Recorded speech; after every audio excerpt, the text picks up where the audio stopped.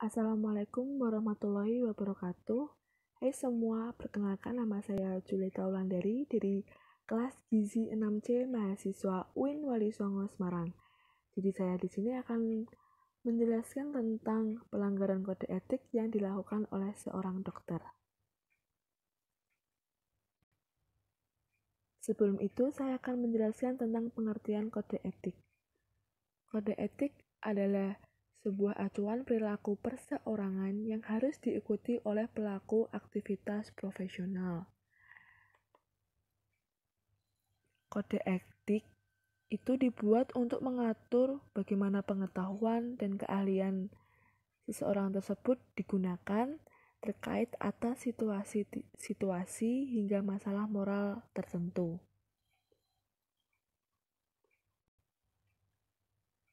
Dalam kedokteran sendiri, kode etik kedokteran disingkat dengan Kodeki. Kodeki merupakan kumpulan norma untuk menuntun dokter di Indonesia selaku kelompok profesi yang berpraktik di masyarakat.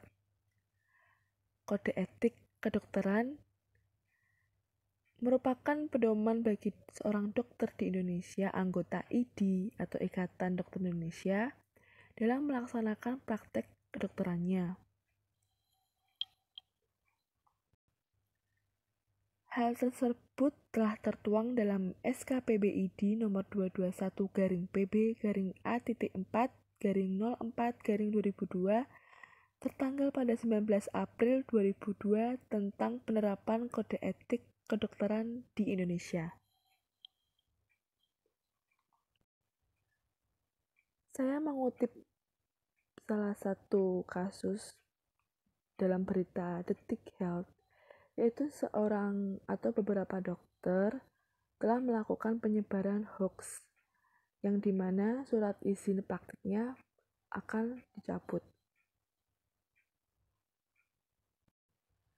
Sanksi tegas yang dipilih oleh IDI, PDGI tersebut itu izin praktik kerja yang dimiliki oleh seorang dokter akan ditahan,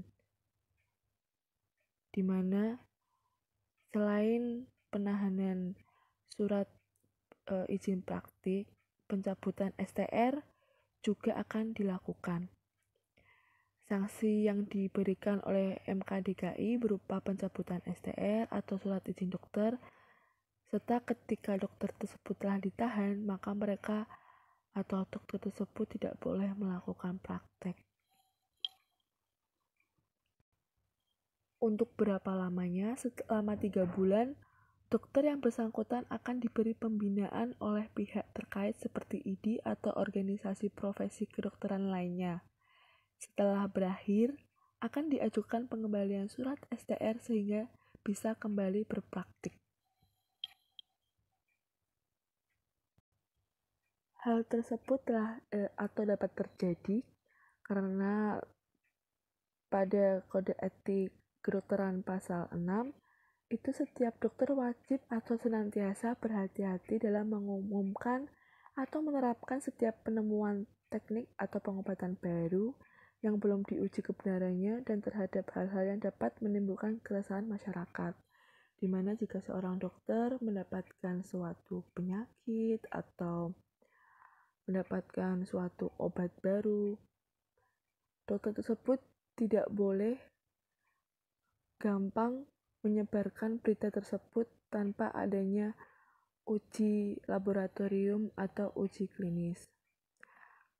Menurut saya juga, dokter adalah suatu panutan di masyarakat, di mana di masyarakat dokter akan didengar atau diterapkan informasi tersebut. Jika dokter salah menyebutkan informasi, maka dokter tersebut dapat menyesatkan masyarakat.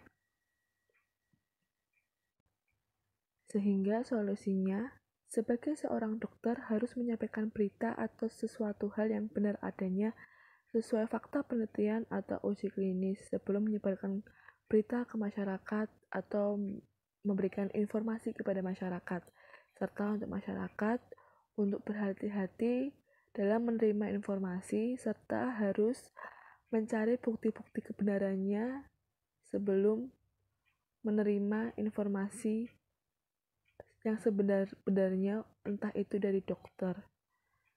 Karena kita patut waspada karena hal ini menyangkut tentang kesehatan atau hal yang lainnya.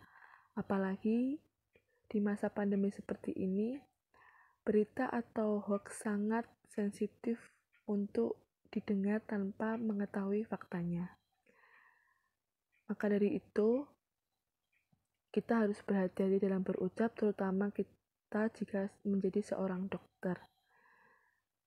Cukup sekian penjelasan dari saya.